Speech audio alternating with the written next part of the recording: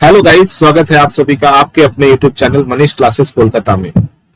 आज मैं आपके सामने हाजिर हूं आपके एक नए सब्जेक्ट के कुछ सेशंस लेकर के, जिसमें हम डिस्कस करने वाले हैं बिजनेस कम्युनिकेशन को। This session is entirely dedicated to all the students जिनका बिजनेस कम्युनिकेशन सब्जेक्ट रहा हो।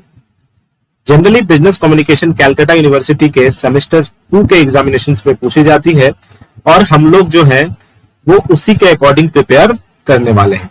बिजनेस कम्युनिकेशंस में हम उन क्वेश्चंस को उठाएंगे जो क्वेश्चंस काफी ज्यादा बार मोस्ट रिपीटेड है और उसी से मिलता जुलता क्वेश्चन जो है हर साल आता है। ये पूरे के पूरे जो सेशन है हमारे सामने, इसमें मैं आपके सामने डिस्कस करने वाला हूं उन क्वेश्चंस को जो एग्जामिनेशन के पॉइंट ऑफ व्यू से काफी ज्यादा रेलेवेंट है। तो इसको स्टार्ट करने से पहले, क्योंकि आज ये पार्ट 1 है, मैं आपको बता देता हूं कि बिजनेस कम्युनिकेशन के कम से कम 10 सीरीज आएंगे। इसी तरीके से 1 बाय 1 10 पार्ट आएंगे और इस पूरे के पूरे सीरीज के दौरान हम पूरा का पूरा बिजनेस कम्युनिकेशंस को कवर करेंगे, जिसका जो रोड मैप होगा वो कुछ इस तरीके से हो, जो कि मैं आप लोगों के साथ डिस्कस करने वाला। तो सबसे पहले जो है हम उन चीजों को डिस्कस करेंगे जो थ्योरेटिकल पोर्शन से आते हैं। आप लोगों को अच्छे से पता है, यदि आप सिलेबस से अवेयर है तो आपको पता है, और नहीं अवेयर है तो कोई बात नहीं, हम आपको बता देते हैं कि जब आप बिजनेस कम्युनिकेशन पढ़ते हैं तो बिजनेस कम्युनिकेशन में सबसे पहला जो चैप्टर आता है वो है इंट्रोडक्शन। इसके बाद जो चैप्टर नंबर 2 है आपका, वो है टाइप्स ऑफ कम्युनिकेशंस।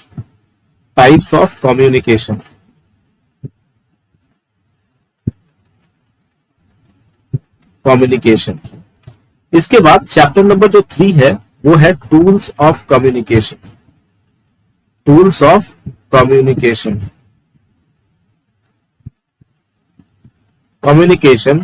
और आखिरी चैप्टर है दैट इज कॉल्ड ड्राफ्टिंग।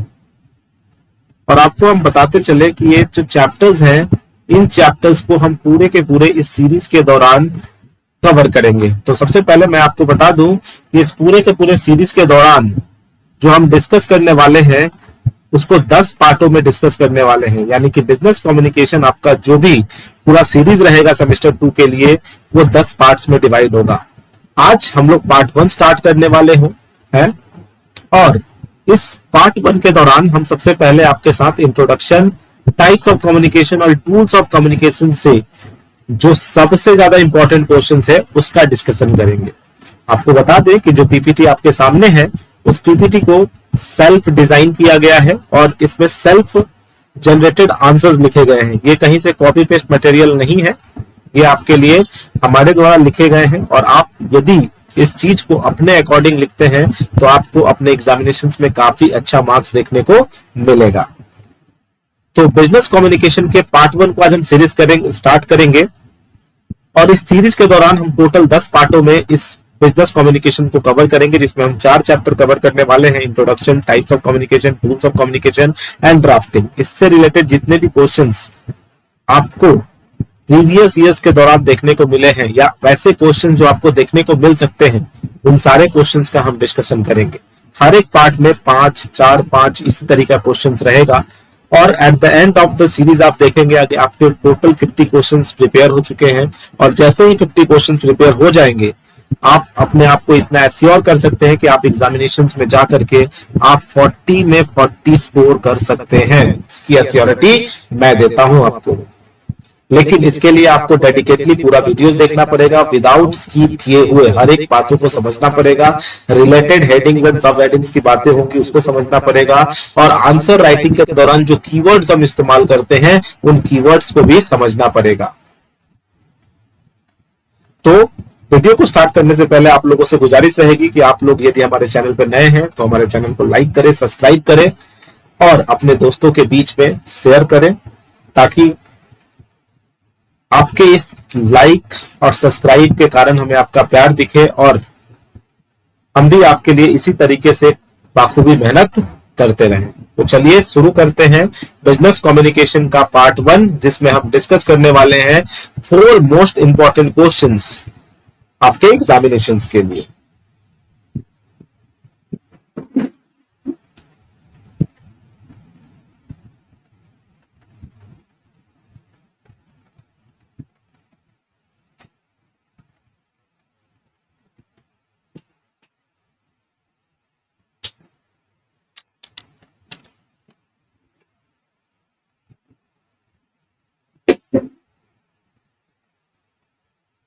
तो देखिए, सबसे पहला क्वेश्चन आपके सामने है।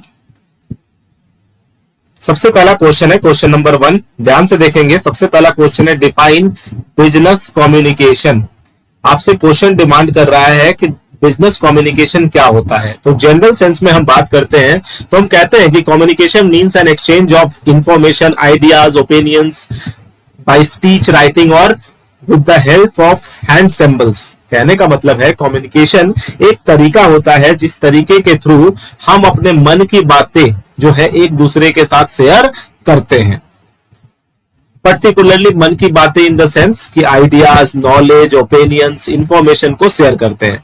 अब इंफॉर्मेशन को शेयर करने के लिए 2-3 तरीके होते हैं। हम बाय स्पीच यानी बोल करके बातों को शेयर कर सकते हैं, रिटेन यानी लिख करके कर सकते हैं, या with the help of different kind of symbols, इसकी मदद से हम क्या कर सकते हैं, कम्युनिकेट कर सकते हैं। तो मैं तो आपको बताऊं तो सीधा सीधा आप कह सकते हो कि business communication is a way of transferring information from one person to another, and it is a systematic and continuous process of telling and listening and understanding things।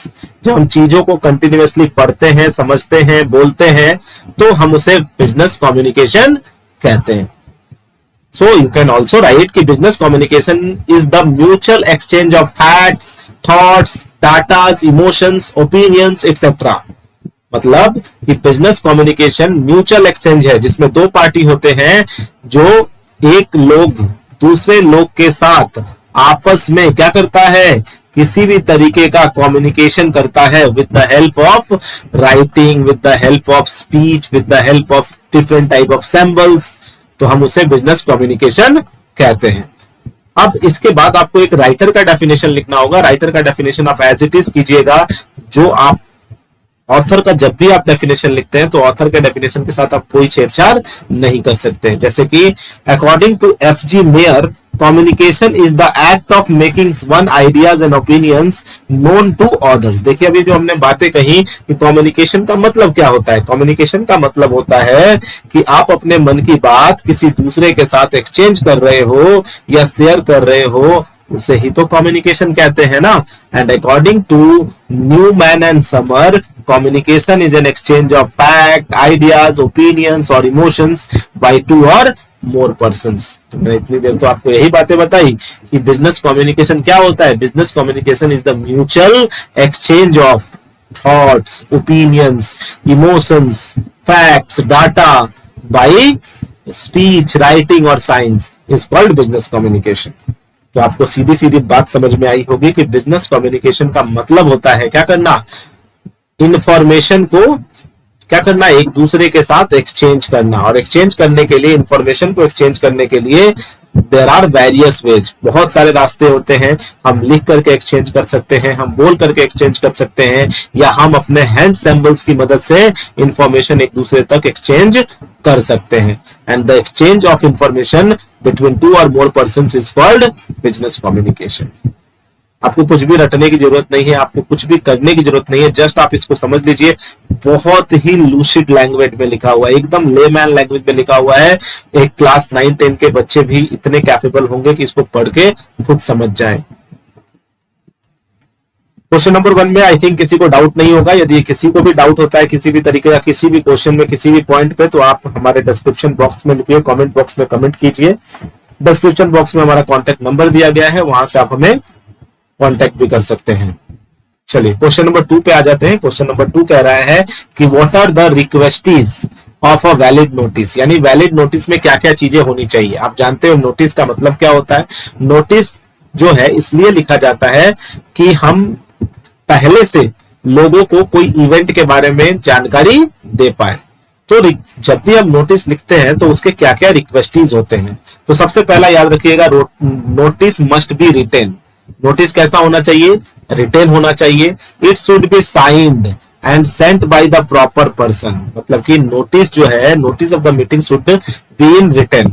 जो मीटिंग की जो नोटिस होती है वो रिटेन में होनी चाहिए, और उसके ऊपर जो प्रॉपर और कॉम्पिटेंट पर्सन है, मतलब जो कि जिसकी साइनिंग ऑथोरिटी है, उसका सिग्नेचर होना चाहिए। और यदि सिग्नेचर नहीं है तो इसको वैलिड नोटिस नहीं माना जाएगा।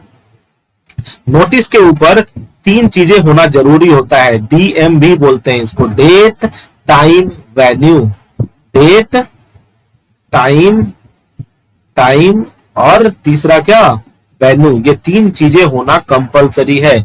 यदि किसी भी नोटिस में डेट, टाइम, वेन्यू नहीं है तो वो वैलिड नोटिस नहीं माना जाएगा। तो you will have to write mentioning the place, date and time of the meeting, that a valid notice must clearly specify the date, place and time of holding the meeting. यदि किसी भी notice में ये 3 चीजों में से कोई भी एक चीज गायब है, it will be not treated as a valid notice. Notice must be unconditional, notice जो होना चाहिए वो अनकंडीशनल होना चाहिए, कोई भी कंडीशन नहीं होना चाहिए। If there is any kind of condition in a notice then it will be treated as invalid. यदि किसी भी तरीके का कोई भी कंडीशन डाला हुआ है, कंडीशन का मतलब होता है कोई किंतु परंतु नहीं होनी चाहिए, जो भी चीजें हैं वो स्ट्रेट फॉरवर्ड और क्लियर रहनी चाहिए, इसमें कोई किंतु परंतु नहीं होना चाहिए। And the most important thing, it should also contain the date of writing notice. Notice के अंदर एक और चीज होनी चाहिए, जिस डेट को आप नोटिस लिख रहे हो वो डेट वहां पे मेंशन होना चाहिए। Therefore, the notice must contain the date on which it is being prepared and sent to justify that notice is served before the meeting। क्योंकि आपको पता है कि नोटिस जो होता है वो मीटिंग से पहले देना पड़ता है, ठीक है। इसीलिए नोटिस के अंदर क्या होना चाहिए, डेट होना चाहिए जिस दिन आप वो नोटिस लिख रहे हो।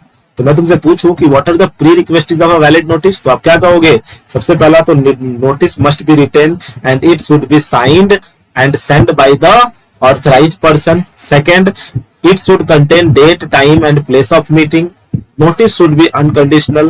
And the next point, it should clearly mention the date on which the notice is written। यानी कि जिस दिन आप नोटिस लिख रहे हो उस दिन के डेट को आप प्रॉपर तरीके से मेंशन करोगे। Thereafter it will be treated as valid notice. अगर इसमें से किसी में भी कोई भी चीज छूटती है तो it will not treated as a valid notice, तो इसको वैलिड नोटिस नहीं माना जाएगा।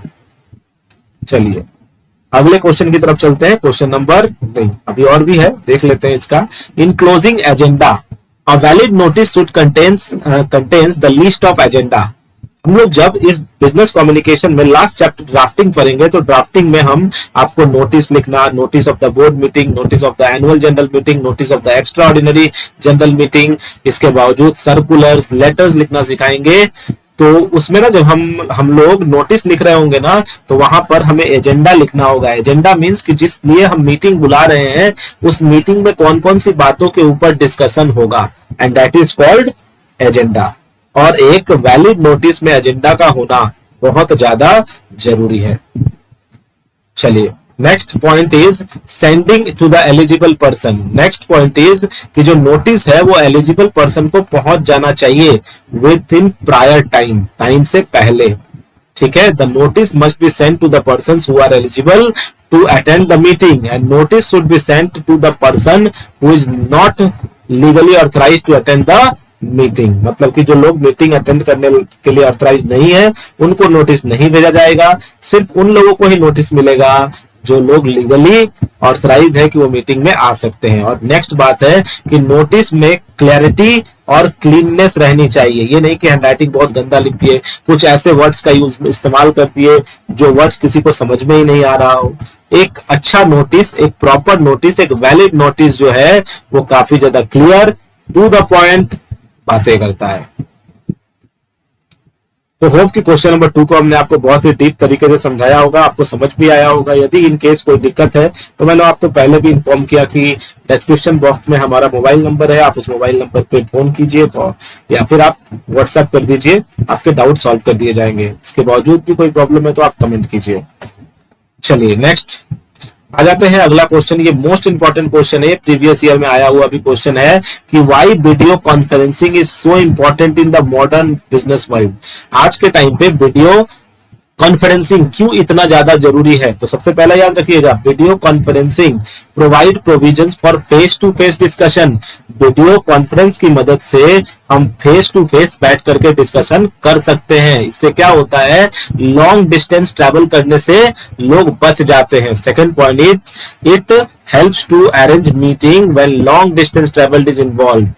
हम आराम से घर में बैठ करके भी वर्क फ्रॉम होम कर सकते हैं। आपने देखा भी होगा मीटिंग फ्रॉम होम होता था सर कोविड के दौरान, और आज भी जो है जब डिस्टेंस बहुत ज्यादा दूर होता है तो कंपनियां अपनी सहूलियत के अकॉर्डिंग क्या करती हैं, फेस टू फेस तो दिखता ही है, यदि वीडियो कॉन्फ्रेंसिंग में मैं आपको पढ़ा रहा हूं तो ये एक तरीके से क्या है कि हम दोनों आपस में जुड़े हुए हैं, ना आपको हमारे पास आना पड़ रहा है ना मैं आपके पास जा रहा हूं, और हम लोगों की पढ़ाई भी कंप्लीट हो जा रही है। तो it is possible just because of video conferencing. And video conferencing helps in reduction of cost. Video conferencing जो है वो क्या करता है, कॉस्ट को कम कर देता है, ठीक है ना, क्योंकि आप बहुत आसानी से बिना कोई होटल बुक किए, बिना कोई बैंक्वेट बुक किए आप क्या करते हो, घर पे बैठ करके ही मीटिंग कर लेते हो। बस आपको दो चीजें चाहिए, एक स्मार्टफोन या कंप्यूटर या लैपटॉप, और दूसरा एक internet connection, that's it. Next, wide spread communication, that means कि वीडियो कॉन्फ्रेंसिंग के थ्रू जो है ना अलग अलग सिर्फ इंडिया में ही नहीं बल्कि हम फॉरेन ब्रांचेस से भी लोगों को कम्युनिकेट कर सकते हैं।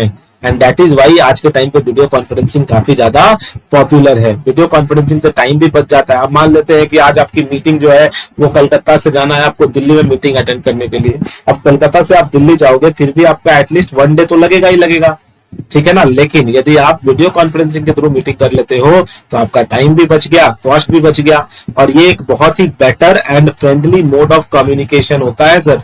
बहुत ही अच्छा कम्युनिकेशन का मोड होता है, ठीक है। आपको कहीं जाने की कोई जरूरत नहीं है। You do not have to spend any amount on accommodation. लोगों के रहने, लोगों के ठहरने के अकोमोडेशन के ऊपर भी 1 रुपया खर्च नहीं करना पड़ता है, ठीक है ना। And we can communicate through voices, text and video signals as well. हम अपने हाथ के मूवमेंट से आपको पढ़ा रहे हैं, तो ये हाथ के मूवमेंट को आप देख के समझ पा रहे होंगे कि आप मुझे देख पा रहे हो लेकिन मैं आपको नहीं देख पा रहा, क्योंकि ये वीडियो कॉन्फ्रेंसिंग प्रॉपर नहीं है। तो वीडियो कॉन्फ्रेंसिंग होता जूम या फिर गूगल मीट के थ्रू हम लोग कम्युनिकेट करते हैं, तो आप मेरी एक्टिविटी को देख पाते और मैं आपकी एक्टिविटी को देख पाता। तो these are the reason why video conferencing is gaining popularity day by day in today's world. आज के टाइम पे जो वीडियो कॉन्फ्रेंसिंग है वो इतनी ज्यादा पॉपुलर है। क्यों पॉपुलर है, ये इसके मेजर कारण रहे। इसके बाद अगला सवाल है आपके सामने, discuss the different elements of communication. Communication के डिफरेंट एलिमेंट्स के बारे में बताइए। तो देखो कम्युनिकेशन के जो डिफरेंट एलिमेंट्स है इसमें सबसे पहला होता है सेंडर। सेंडर वो पर्सन होता है जो मैसेज जो है एक जगह से दूसरे पर्सन को भेजता है। सेंडर जो है उसको कोई ऑडियंस चाहिए जो कि उसके मैसेज को सुने। इसके बाद सेंडर क्या करता है, अपने मैसेज को इनकोड करता है। क्या करता है, इनकोड करता है। encoding is the process of putting thoughts and ideas of the messages into symbolic form। मतलब कि जब हम अपने आइडियाज या जब अपने फैक्ट्स को सिंबॉलिक फॉर्म में कन्वर्ट करते हैं, that is called encoding। उसके बाद I will have to send a message। फिर हम क्या करते हैं, वो मैसेज बनाते हैं और फिर सेंड करते हैं। और आपको पता है मैसेज सेंड करने के लिए एक मीडियम का होना जरूरी है। जैसे कि हम दोनों फेस टू फेस कम्युनिकेशन करेंगे हम लोग, तो हम लोगों के बीच में जो मीडियम होगा वो एयर होगा। हम लोग यदि दूर में है तो टेलीफोन के थ्रू हम कम्युनिकेट करते हैं, ईमेल के थ्रू कम्युनिकेट करते हैं, यानी कि मोड ऑफ कम्युनिकेशन एक होना चाहिए। And thereafter decoding. उसके बाद जब वो मैसेज पहुंचेगा किसके पास, रिसीवर के पास, तो रिसीवर उसको क्या करेगा, उसको डिकोड करेगा। डिकोडिंग क्या होता है, decoding is the process by which receiver assign meaning to the symbols encoded by the sender. Sender ने जो सिंबल्स इनकोड किया था वो इसको डिकोड करेगा रिसीवर, और डिकोड करके उसको मतलब को समझेगा।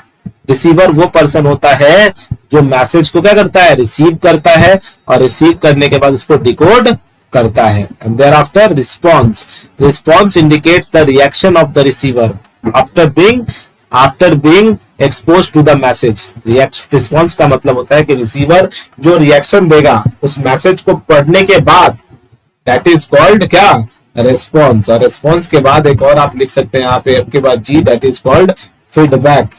फीडबैक से ही पता चलता है कि आपके कम्युनिकेशन का मेथड या लेवल किस तरीके का था। क्योंकि देखो मैं आपको पढ़ा रहा हूं, यदि मैं आपसे फीडबैक मांगू तो आप जो फीडबैक दोगे तो मुझे पॉजिटिव फीडबैक मिलेगा, तो मैं समझ जाऊंगा कि हाँ मैं अच्छा पढ़ा पा रहा हूं, बच्चे मेरी बातों से कनेक्ट कर पा रहे हैं। लेकिन यदि मैं आपको मतलब फीडबैक ना लूं तो मुझे समझ में नहीं आएगा ना कि मैं पढ़ा रहा हूं तो आपको समझ में आ रहा है कि नहीं आ रहा है। इसीलिए कम्युनिकेशन के अंदर फीडबैक का होना बहुत जरूरी है। तो ये वो सारे के सारे क्वेश्चंस थे जो कि हमने आज आपके सामने डिस्कस किया। बिजनेस कम्युनिकेशंस के 4 मोस्ट इंपॉर्टेंट क्वेश्चन जो प्रीवियस ईयर के दौरान बहुत बार आए हुए हैं। यदि आप प्रीवियस ईयर 2015 से लेकर के 2022 तक के क्वेश्चंस को देखेंगे, ठीक है ना, तो आपको समझ में आ जाएगा कि इस क्वेश्चंस का इंपॉर्टेंस क्या है। तो आपको क्या करना है, जस्ट जो मैंने क्वेश्चंस पढ़ाए हैं इनके नोट्स बनाइए या फिर इनके पीडीएफ हमारे टेलीग्राम ग्रुप से डाउनलोड कर लीजिए। टेलीग्राम पे जाकर के लिखिए मनीष क्लासेस कोलकाता और आपको जो ग्रुप मिलेगा उसे ज्वाइन कर लीजिए। उसी ग्रुप में सारे के सारे वीडियो लेक्चर्स और उनके पीडीएफ्स, कंसर्न पीडीएफ्स भी आपको वहां पे देखने को मिल जाएंगे। यदि आपको हमारा ये एफर्ट अच्छा लग रहा है, पसंद आ रहा है, तो आप हमारे चैनल को लाइक कीजिए, हमारे वीडियो को लाइक कीजिए और अपने दोस्तों के बीच में शेयर कीजिए ताकि ज्यादा से ज्यादा लोगों तक ये वीडियो पहुंच सके और वो अपने एग्जाम्स में काफी अच्छा परफॉर्म कर पाए। तो आज के लिए इतना ही, मिलते हैं बहुत जल्द अगले पार्ट के साथ। धन्यवाद।